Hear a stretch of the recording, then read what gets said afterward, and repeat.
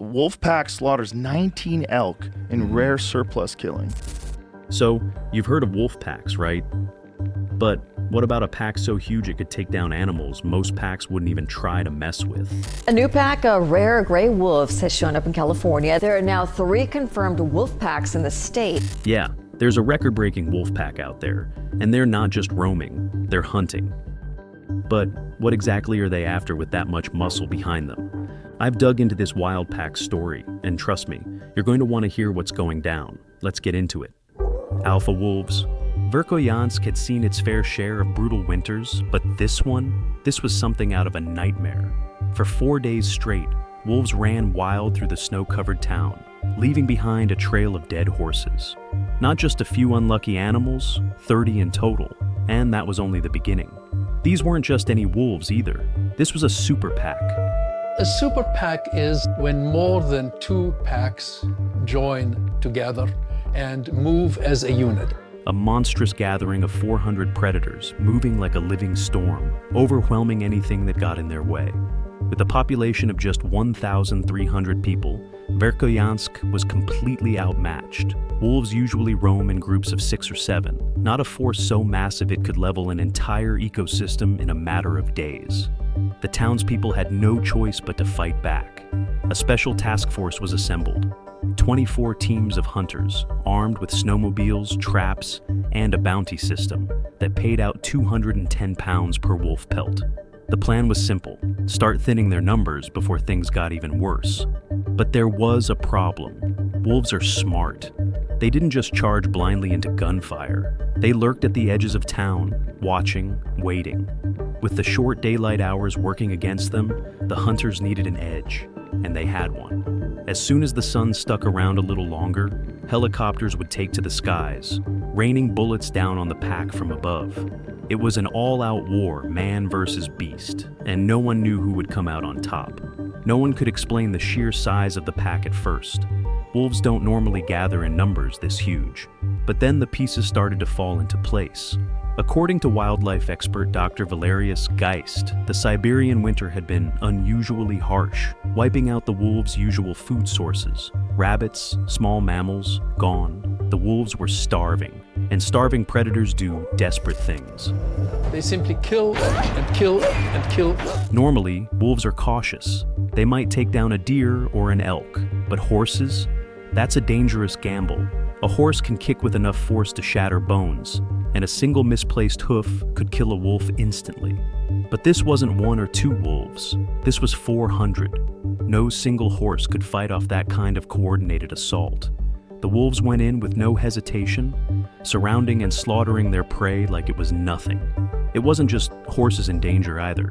That year alone, wolves killed 313 horses and over 16,000 reindeer. And with every kill, they grew bolder. People started to realize a terrifying truth. Once the livestock ran out, the wolves wouldn't just disappear. They would need a new food source, and the only thing left would be the people of Verkhoyansk. This wasn't just a wildlife problem, it was a fight for survival. The town was already one of the coldest places on Earth, part of what was grimly known as Stalin's death ring. The cold could kill you just as easily as a wolf's teeth. But now, it wasn't just the elements they had to worry about. It was 400 hungry wolves, circling, waiting for their next move. The quiet wolves. Wolves are famous for their howls. You hear one, and you know something's about to go down. But sometimes, silence is worse. Way worse. Out in the snowy wilderness, the Wapiti Lake Pack lay scattered across the frozen grass, curled up and waiting for the night to pass. Nothing moved except for the occasional flick of a tail or a slow rise and fall of steady breathing. It was peaceful, almost serene. But then, something shifted. The alpha barely moved. No dramatic head toss, no long, drawn-out howl piercing the air. Just a small twitch. A signal, silent but commanding. It wasn't something the human ear could really catch, but for the wolves, it was as if a switch had flipped. Instantly they woke up. No groggy stretching, no confusion. Their eyes snapped open all at once, muscles tensing just for a second before they started moving. No sound, no hesitation, just pure instinct. They didn't scramble or fumble for their places. Each one knew exactly where they were supposed to be. They flowed through the trees like ghosts, their paws gliding over the frozen ground without so much as a crunch. No barks, no growls, no unnecessary noise. Just movement, controlled and deliberate. One by one, they slipped into formation, circling their alpha from all directions, their bodies closing in like shadows stretching toward a single point. It was almost unnatural how smoothly they gathered, like an invisible force had yanked them into place. Within seconds, the whole pack stood together, forming a near-solid wall of muscle and fur, unified without a single sound. Anyone watching from a distance wouldn't have believed it. 1 second, the wolves had been scattered, asleep, barely distinguishable from the snow-covered grass. The next, they were a unit, silent, steady, radiating raw power. It wasn't chaotic, it wasn't rushed. It was a message. They weren't hunting, they weren't attacking. But if they wanted to, it would be over in seconds. There was no doubt about it. Hungry wolves? This explorer, Justin, had been on plenty of solo expeditions before, but this one got a little too real. He was out in the middle of nowhere, deep in the wilderness, just him, his camera, and the vast, untamed land stretching in every direction. No weapons, no backup, just pure curiosity leading him forward. The late afternoon had been quiet, nothing but the rustling of trees and the occasional gust of wind sweeping through the hills. That was until he heard it.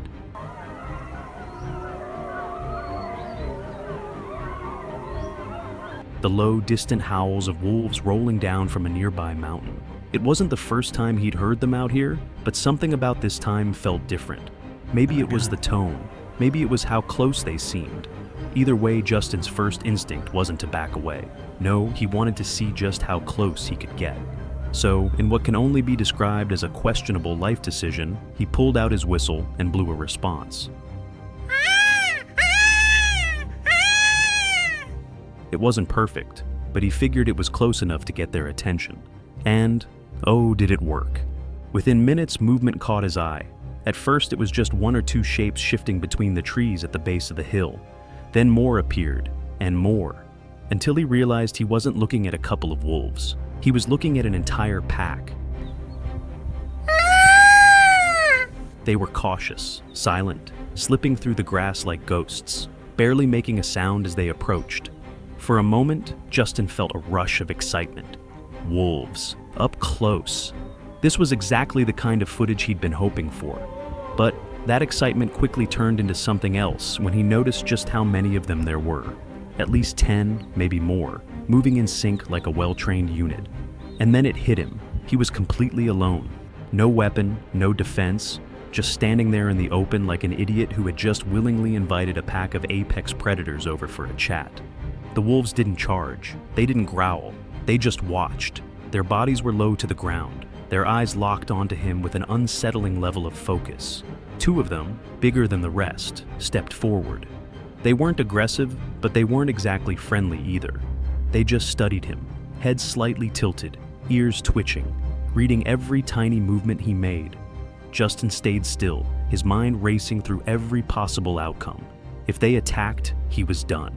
There was no way he'd be able to outrun them, no tree he could climb fast enough.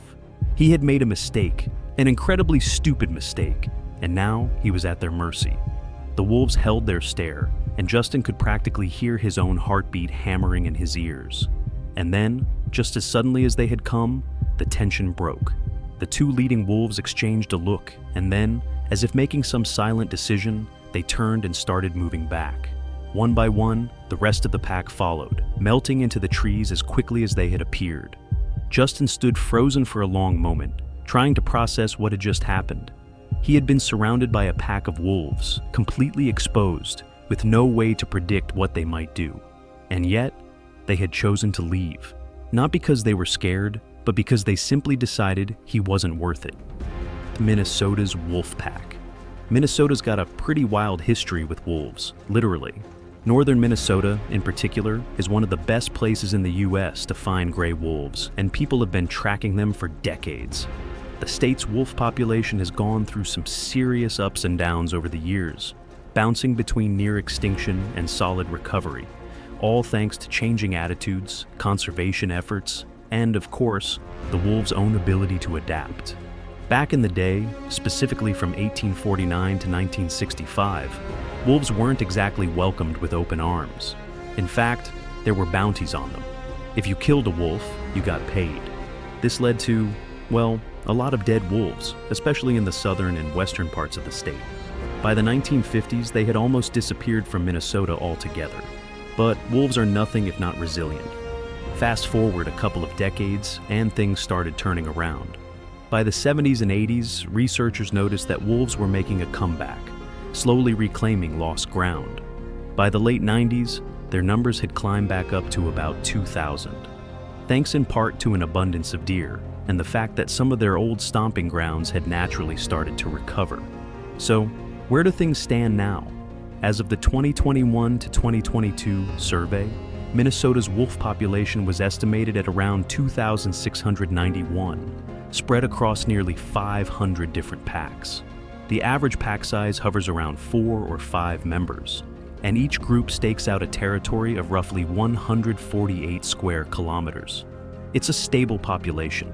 Some years see a slight rise, some a slight dip, but overall, Minnesota remains a stronghold for these apex predators.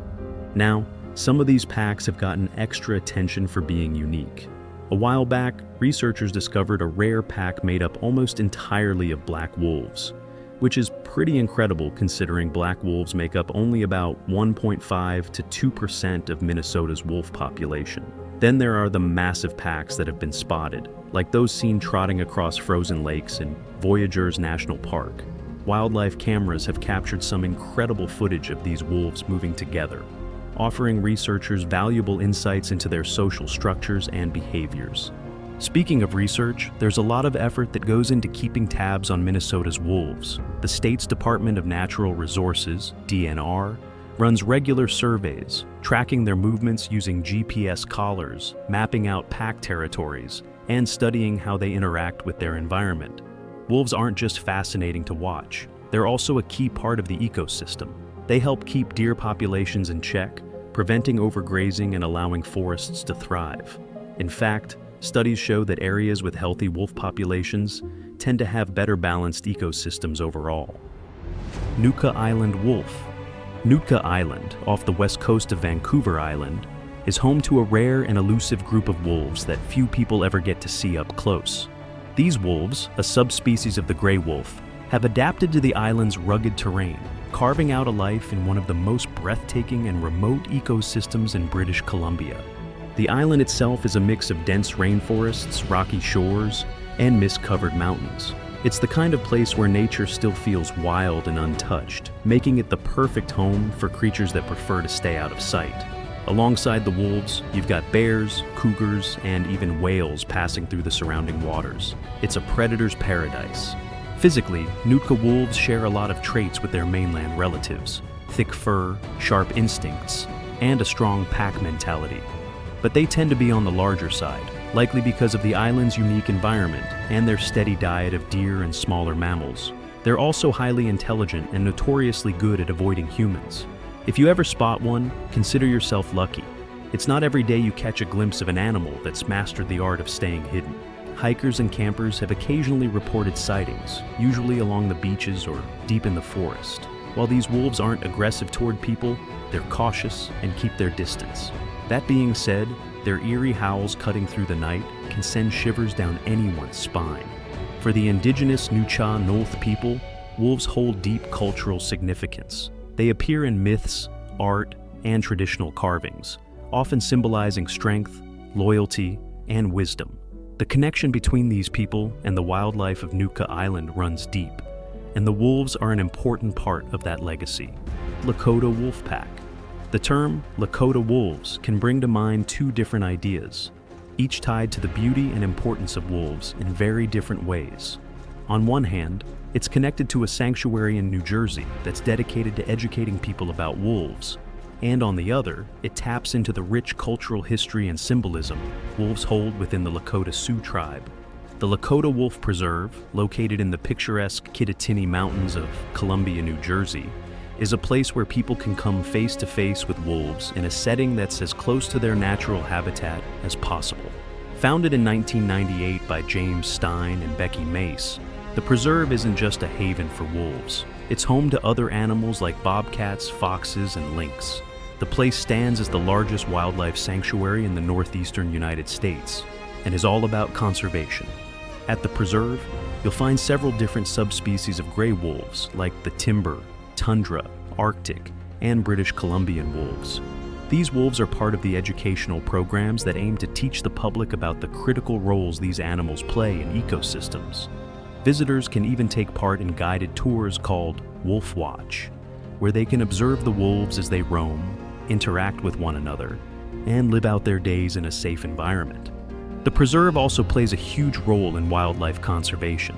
Many of the wolves there were born in captivity and can't be returned to the wild, so the sanctuary gives them a place where they can thrive. It's a safe haven for wolves, helping to spread awareness about their importance and the threats they face. The goal is to educate people not only about wolves, but also about the broader implications of protecting wild habitats and the creatures that depend on them. On the other side of things, wolves hold a deeply meaningful place in the spiritual and cultural traditions of the Lakota Sioux tribe. For the Lakota people, wolves represent more than just powerful predators. They symbolize teachings of loyalty, courage, and intelligence. Wolves are seen as teachers and guardians, guiding people through life's challenges and showing the importance of community, teamwork, and survival. Completely black wolf pack. In northern Minnesota, there's a pretty cool and rare phenomenon: black wolves. These wolves aren't common at all, and there's something special about how they look and the way they came to be. So, what makes a wolf black? Well, it all comes down to a genetic twist that happens because of a mutation. This mutation is thought to be linked to domestic dogs, which is why it's not something you see all the time. In fact, only about 1 to 3% of wolves in Minnesota are black. And in some places, like the Voyageurs area, they're even rarer, less than 1%. It's a pretty cool thing to spot one of these black beauties in the wild. What's even more fascinating is when an entire pack of wolves turns out to be mostly black. Packs made up of mostly black wolves are extremely rare, but they have been spotted. It's one of those things that shows how diverse wolf populations can be, even if it's not something we see often. Recently, a lone black wolf was spotted in the Voyageurs area. The wolf wasn't part of any of the 19 packs being tracked by the Voyageurs Wolf Project, which is studying wolves in the region. It looked like this black wolf was just passing through, maybe on its own journey. The project uses trail cameras to capture moments like these, and this particular wolf caught a lot of attention, mainly because it's not something that happens every day. The Voyageurs Wolf Project, which works with the University of Minnesota, is all about learning more about how wolves behave, especially during the summer months. They're also trying to understand wolf populations better, and they use trail cams to capture footage. This project has a big fan base, with people tuning in online to see the footage and learn more about the lives of these wild creatures. When it comes to their behavior, wolves are generally social animals, often living in packs. But black wolves are a bit different sometimes. They can be seen alone or in smaller groups. It really depends on the environment and what food is available. It's not always easy for them, and they have to adapt based on what's happening in their surroundings. Wolves, whether black or not, are super important for their ecosystems. They're apex predators, which means they help control the populations of other animals. This helps keep everything in balance. When wolf populations are healthy, it has a positive effect on the whole environment, like vegetation and other animals. The howling black wolf. Zephyr was a special wolf who lived at the Wolf Conservation Center in South Salem, New York.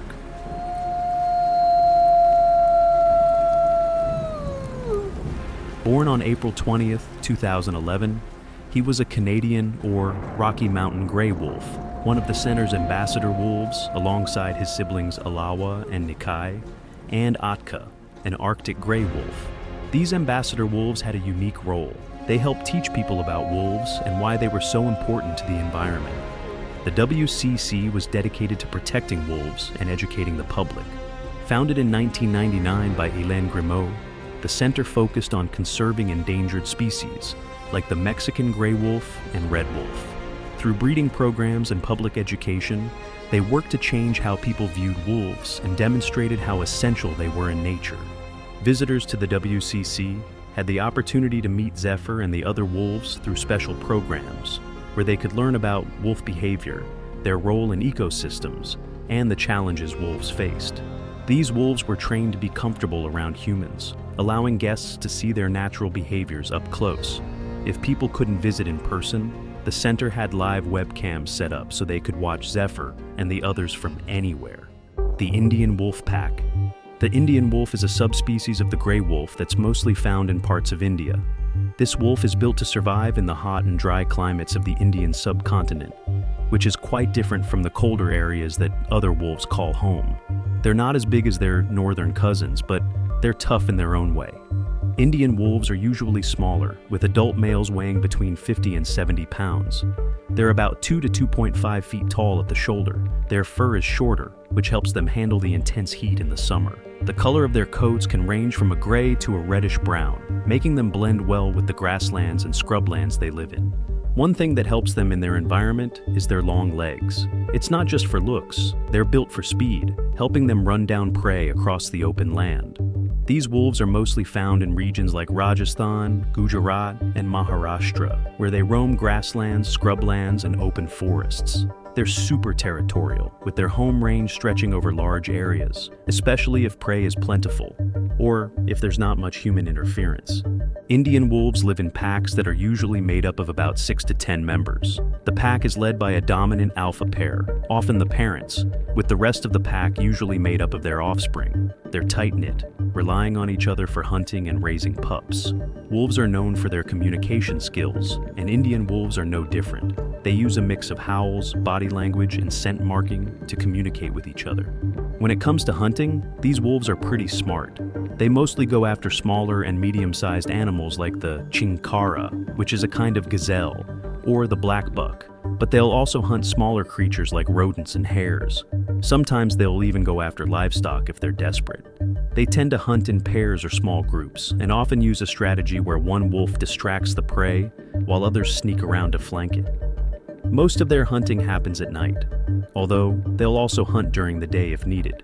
Sadly, Indian wolves are facing some tough challenges. Their habitats are being destroyed by human activities like deforestation, urbanization, and farming. They're also hunted by farmers and herders because of conflicts over livestock. There are fewer than 3,000 of these wolves left in the wild, and without proper conservation efforts, their numbers could continue to dwindle. Chernobyl wolf pack. The wolves living in the Chernobyl exclusion zone are part of a fascinating and unusual story. After the Chernobyl nuclear disaster in 1986, the area was abandoned by humans, creating a unique place for wildlife to thrive without much human interference. While the radiation from the disaster was devastating for people, it seemed to open up an odd kind of refuge for animals, including gray wolves. The Chernobyl exclusion zone is a huge area, about 1,000 square miles, and it's now a mix of overgrown forests, abandoned villages, and a recovering ecosystem. Because humans left the area, animals like wolves have been able to live freely without worrying about being hunted or disturbed. Over time, this has allowed the wolf population to grow, and researchers estimate there are now more than 300 wolves living in the zone. In fact, it might have one of the highest concentrations of wolves anywhere in the world. These wolves have adapted in some pretty interesting ways to their strange environment. Without humans around, they can roam freely and hunt without the usual pressures. They're not just surviving, they're thriving in the wild. But it's not all just about being left alone. Scientists have also observed something incredible. The wolves might be evolving in response to the radiation. Some studies have suggested that they could have developed mutations that make them more resistant to cancer, a side effect of long-term exposure to radiation. This is a huge deal because it gives scientists a rare chance to study how animals might adapt to extreme conditions over time. In the CEZ, wolves are at the top of the food chain. As apex predators, they help keep the entire ecosystem in check. By hunting and regulating prey populations, they influence the balance of plants and other animals in the area. But they also serve as a kind of canary in the coal mine for the health of the ecosystem. Since they're so tied to the environment around them, studying their behavior and health can tell scientists a lot about how the radiation and the recovering environment are affecting the whole region. Do you think these wolves know we're their prey? Maybe they'll be the kings of the jungle one day.